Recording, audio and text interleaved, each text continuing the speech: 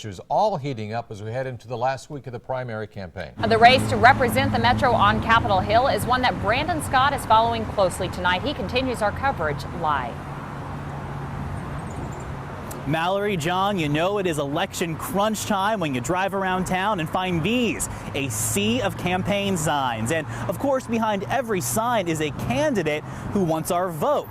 There are 3 candidates hoping to represent this district on Capitol Hill: our current Congressman, Democrat Brad Ashford, and 2 Republicans who are fighting to challenge him.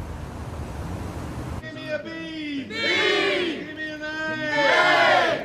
This crowd of supporters loves Bacon, Don Bacon, one of 2 Republicans vying to represent Omaha in the U.S. House of Representatives.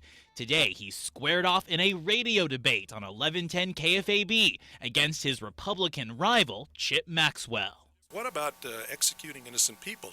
The candidates disagree on several issues which often unite conservatives, like the death penalty. But I do not want to ever risk executing the wrong person. While Maxwell opposes capital punishment, Bacon believes it's just. I think a society actually values life by holding cold-blooded murderers responsible. The candidates also disagree on what it means to be a Nebraskan, with Maxwell touting his Omaha roots over Bacon's background, who settled here later in life.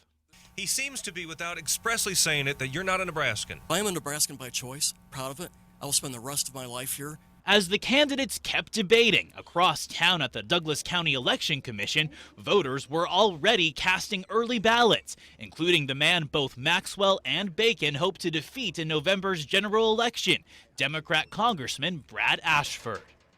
I voted for me. Ashford joined the rest of these early voters because he'll be in D.C. on Election Day. And with no other Democrats challenging him, he's waiting to find out which Republican he'll face. Is there a candidate on the Republican side that you would prefer to run against? No. I think the Republican Party apparatus is outside the mainstream. Of course, Ashford used to be a Republican for several years until he switched his party allegiance. And even though he is now a Democrat, John and Mallory, he told me whoever represents Nebraska on Capitol Hill needs to know the only way to get things done is to work with both sides of the political aisle. Well, Brandon, you did talk to voters out there at the polls. What have you been hearing from them? Well, a lot of voters out there today, John, and I kept hearing the same thing, and that is whoever wants the voter support needs to earn that support. They need to earn those votes. A lot of undecided voters here in the Metro tonight. All these campaigns have 1 week to get that support that they're looking for. And of course, we'll keep tracking it. Thank you, Brandon Scott, reporting live.